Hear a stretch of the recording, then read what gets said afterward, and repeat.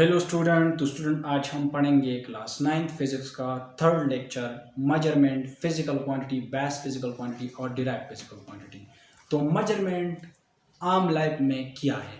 अगर हम देखें तो हम जब शॉप में जाते हैं चीनी ख़रीदने के लिए, आटा ख़रीदने के लिए, घी ख़रीदने के लिए, तो हम इसे केजी में मेजर करते हैं, क्योंकि ये जो आटा है, चीनी है वगैरह है, ये अननोन क्वांटिटी है और केजी हमारे पास एक स्टैंडर्ड क्वांटिटी है। हम इसको स्टैंडर्ड क्वांटिटी के साथ कंपेयर करते हैं कि ये कितनी केजी है। इसी तरह जब हम अपना हाइट मेजर करते हैं तो हम मीटर में, सेंटीमीटर में, फुट्स वगैरह में मेजर करते हैं। ये जो हमारा हाइट है ये अननोन है, हमें पाइंड नहीं कि हमारा कितना हाइट है, तो इस वजह से हम इसको एक स्टैंडर्ड यूनिट के साथ कंपेयर करते हैं। ये जो स्टैंडर्ड क्वांटिटी है इसको हम यूनिट कहते हैं, और ये जो अननोन क्वांटिटी और स्टैंडर्ड क्वांटिटी हम कंपेयर करते हैं तो इसको हम मेजरमेंट कहते हैं। अब मेजरमेंट के डिफिनीशन पे आते हैं।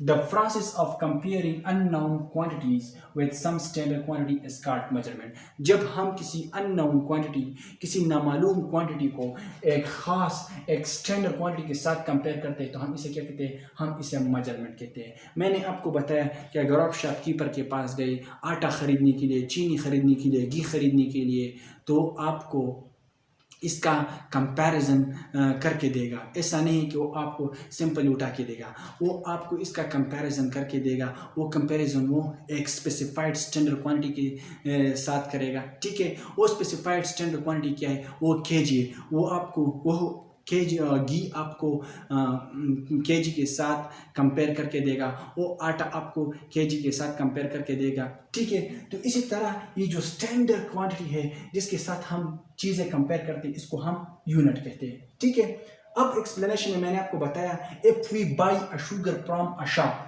जब हम एक दुकान से चीनी खरीदते हैं, the shopkeeper compare the sugar with the unit of mass. ठीक है, शॉपकीपर जो है वो चीनी मास की यूनिट से कंपेयर करते हैं। वो मास का यूनिट क्या है? केजी है।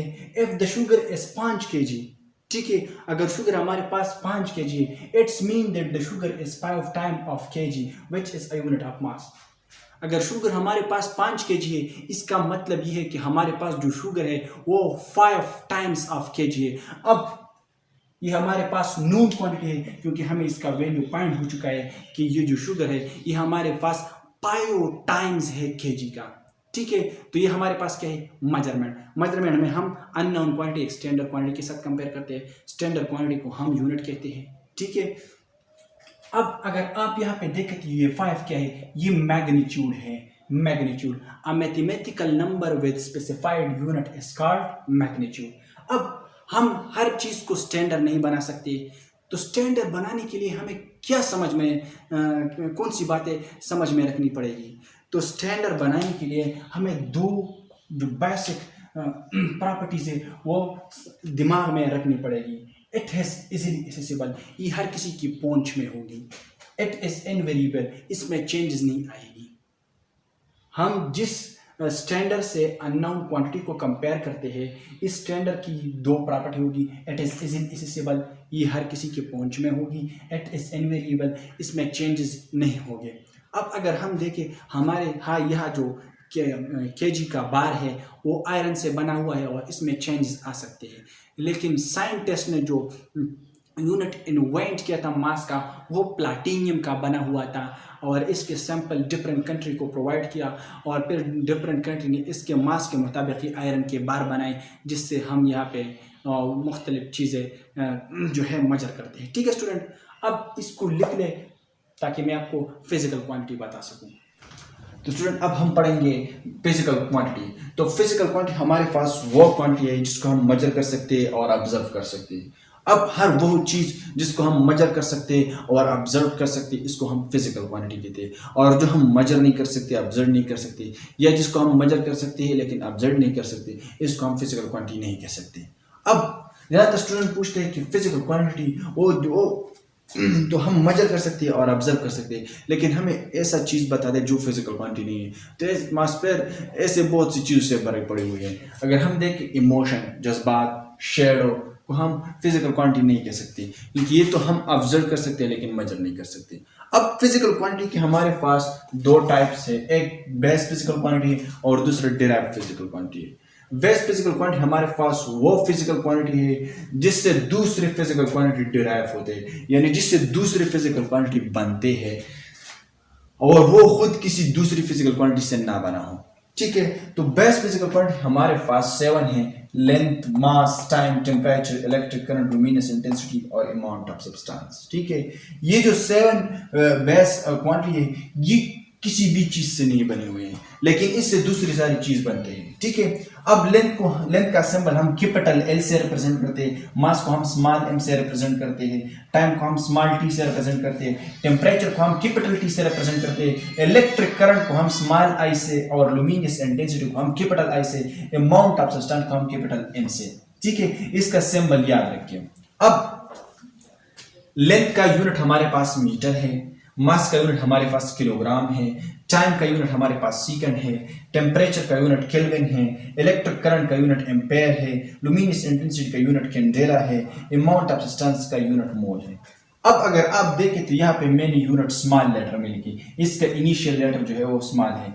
तो जब हम किसी भी यूनिट को लिखते हैं तो इसका फर्स्ट लेटर हमारे पास स्मॉल होता है। ठीक है, अब यूनिट जो है इसको भी हम सिंबल से रिप्रेजेंट करते हैं, जैसे मीटर को हम एम से रिप्रेजेंट करते हैं, वो स्मॉल एम है, किलोग्राम को हम स्मॉल केजी से रिप्रेजेंट करते हैं, सेकंड को हम स्मॉल एस से रिप्रेजेंट करते हैं, और केल्विन को हम कैपिटल के से रिप्रेजेंट करते हैं, एम्पेयर को हम कैपिटल ए से रिप्रेजेंट करते हैं, कैंडेला को कैपिटल सी और स्मॉल डी से, और मोल को हम एमओएल से रिप्रेजेंट करते हैं। ठीक है, अब ज्यादातर स्टूडेंट यहाँ पे ये सवाल पूछता है कि अगर हम टेम्परेचर की दूसरी सारी यूनिट को देखें जो हमारे साथ फ़ारेनहाइट है या डिग्री सी है, तो इसके ऊपर यहाँ पे डिग्री लगा होता है, लेकिन अगर हम केल्विन जो टेम्परेचर का यूनिट है इसको देखें तो इसके ऊपर डिग्री नहीं है।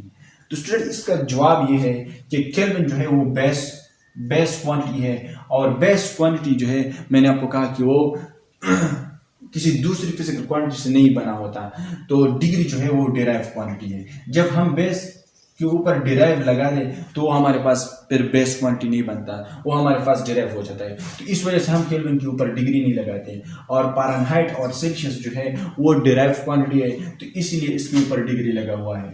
ठीक है स्टूडेंट, अब हम डिराइव फिजिकल क्वांटिटी डिस्कस करेंगे और इसके बाद ये प्रूफ करेंगे कि ये जो बेस्ट फिजिकल क्वांटिटी है इससे किस तरह दूसरी फिजिकल क्वांटिटी बनती है, और ये खुद किस तरह दूसरी फिजिकल क्वांटिटी से नहीं बना हुआ है। ठीक है, तो सबसे पहले इसको लिख लें। तो स्टूडेंट अब हम पढ़ेंगे कि हम बेस्ट फिजिकल क्वांटिटी को किस तरह मेजर करते हैं। तो बेस्ट फिजिकल क्वांटिटी मेजर करने के लिए हम 2 स्टेप फॉलो करते हैं। सबसे पहला स्टेप हमारे पास है the choice of the standard. हम स्टैंडर्ड चूज करते हैं। लेट सपोज हम शुगर का मास मेजर करते हैं, तो शुगर का मास मेजर करने के लिए हमारे पास जो स्टैंडर्ड है जो वो है केजी। इस तरह जब हम एक स्पेसिफिक लेंथ मेजर करते हैं तो इसके लिए जो स्टैंडर्ड है वो हमारे पास मीटर है। इस तरह जब हम टेम्परेचर मेजर करते हैं तो इसके लिए जो स्टैंडर्ड है वो केल्विन है। तो बेस्ट फिजिकल क्वांटिटी को मेजर करने के लिए हम 2 स्टेप फॉलो करते हैं। सबसे पहला स्टेप हमारे पास है the choice of the standard. ठीक है, दूसरा स्टेप है establishment of the procedure for compare the quantity to be measured with the standard. दूसरी जो स्टेप है वो हमारे पास ये है कि हम जो अननोन क्वांटिटी मेजर करते हैं इसका कंपैरिजन हम किस तरीके से करते हैं।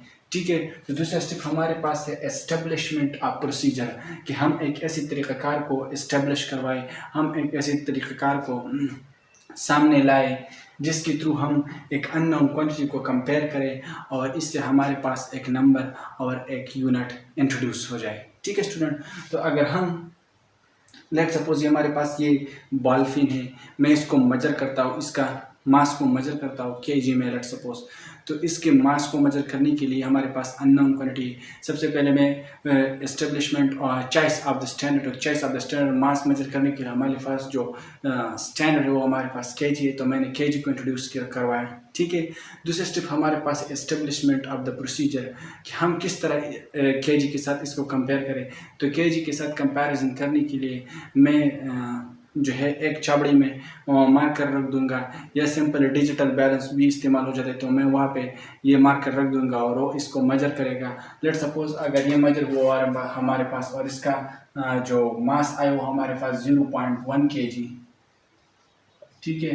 तो अब हमारे पास क्या हुआ, हमारे पास establishment of the procedure for compare the quantity to measure with the standard so that a number, तो ये हमारे पास number and a unit is obtained, और ये हमारे पास यूनिट जो हमारे पास हासिल हुई, ठीक है। तो बेस्ट फिजिकल क्वांटिटी को मेजर करने के लिए 2 स्टेप फॉलो की जाती है। एक है चॉइस ऑफ द स्टैंडर्ड को चूज करना, और दूसरा है एस्टेब्लिशमेंट ऑफ द प्रोसीजर। जब हम ये 2 स्टेप फॉलो करते तो हमारे पास एक नंबर और एक यूनिट ऑब्टेन्ड होता है, ठीक है स्टूडेंट। अब हमारे पास है डिराइव फिजिकल क्वांटिटी। तो डिराइव फिजिकल क्वांटिटी हमारे पास वो क्वांटिटी है जब हम एक बेस क्वांटिटी को दूसरी बेस क्वांटिटी से मल्टीप्लाई करते हैं, या हम एक बेस क्वांटिटी को दूसरी बेस क्वांटिटी से डिवाइड करते हैं, तो हमारे पास जो क्वांटिटी ऑब्टेन होती है वो हमारे पास क्या होती है, वो हमारे पास डिराइव फिजिकल क्वांटिटी होती है। या सिंपल हम इस तरह भी कह सकते हैं कि those physical quantity which are obtained from base physical quantity is called derive physical quantity. Those physical quantity जो हम बेस फिजिकल क्वांटिटी से डिराइव करते हैं, इसको हम डिराइव फिजिकल क्वांटिटी कहते हैं, ठीक है स्टूडेंट। अब हम मल्टीप्लिकेशन से और डिवीजन से बेस्ट फिजिकल क्वांटिटी की किस तरह डिराइव फिजिकल क्वांटिटी जो है वो ऑब्टेन करते हैं, तो इसके लिए मैंने यहाँ पे एक एग्जांपल लिखा है। जब हम यूनिट ऑफ लेंथ को यूनिट ऑफ लेंथ से मल्टीप्लाई करते हैं तो हमें एरिया देता है, और एरिया हमारे पास डिराइव फिजिकल क्वांटिटी है, क्योंकि डिराइव फिजिकल क्वांटिटी हम दोस्त फिजिकल क्वांटिटी को कहते हैं जो बेस्ट फिजिकल क्वांटिटी से ऑब्टेन होते हैं। तो यूनिट ऑफ लेंथ हमारे पास मीटर है, तो ये हमारे पास बेस यूनिट है। इस तरह ये भी मीटर है। जब हम मीटर को मीटर से मल्टीप्लाई करते हैं तो ये हम मीटर है, हमें मीटर स्क्वायर देता है, और मीटर स्क्वायर हमारे पास एरिया का फार्मूला है, ठीक है। तो अभी हमारे पास डिराइव यूनिट है, ठीक है। अब डिराइव यूनिट क्या है हमारे पास, मैंने आपको बताया कि बेस फिजिकल क्वांटिटी की यूनिट्स को हम बेस यूनिट कहते हैं, तो इसी तरह डिराइव फिजिकल क्वांटिटी की यूनिट को हम डिराइव यूनिट कहते हैं, ठीक है स्टूडेंट। तो हमारे पास अब ये जो है ये हमारे पास डिराइव फिजिकल क्वांटिटी। अब मैंने आपको बताया कि डिराइव फिजिकल क्वांटिटी जो है वो हम डिवीजन से भी ऑब्टेन करते हैं बेस फिजिकल क्वांटिटी के। तो जब हम यूनिट ऑफ लेंथ को यूनिट ऑफ टाइम से मल्टीप्लाई करें, यूनिट ऑफ लेंथ हमारे पास मीटर है, ठीक है, ये हमारे पास बेस है। यूनिट ऑफ टाइम हमारे पास सेकंड है, ये भी हमारे पास बेस है। जब हम इन दोनों को एक दूसरे के साथ डिवाइड करते हैं तो ये हमें स्पीड देता है, तो और स्पीड हमारे पास डिराइव क्वांटिटी है, ठीक है स्टूडेंट। अब एक क्वेश्चन या 2-3 क्वेश्चन जो है वो बहुत ज़्यादा कॉमन है, जो डिफरेंट स्टूडेंट के दिमाग में उठता है। वो क्वेश्चन ये है कि आप कहते हैं सर जी कि बेस्ट फिजिकल क्वांटिटी जो है वो किसी क्वांटिटी से डिराइव नहीं होती। ये जो मीटर है ये सेंटीमीटर और डेसीमीटर से डिराइव हो चुका है। तो मेरा क्वेश्चन ये है कि ये जो सेंटीमीटर है, सेंटीमीटर हमारे पास प्रीफिक्स है और ये 10⁻² के बराबर है। इस तरह डेसीमीटर भी हमारे पास प्रीफिक्स है और ये हमारे पास 10⁻⁻1 के बराबर है। तो 10⁻⁻2 का मतलब ये है कि जब हम एक मीटर लें और इस मीटर को 100 इक्वल पार्ट्स में डिवाइड करें तो इसका 1/100 पार्ट हमारे पास 1 सेंटीमीटर के बराबर होता है। तो इसका मतलब ये है कि मीटर जो है सेंटीमीटर से डिराइव नहीं हुआ, लेकिन सेंटीमीटर मीटर का एक छोटा सा हिस्सा है, ठीक है स्टूडेंट। तो अगर आपको मेरा ये वीडियो अच्छी लगी हो तो प्लीज़ सब्सक्राइब कीजिए मेरा चैनल और साथ में बेल के आइकन को भी दबा दीजिएगा। Thank you very much. अल्लाह हाफिज़।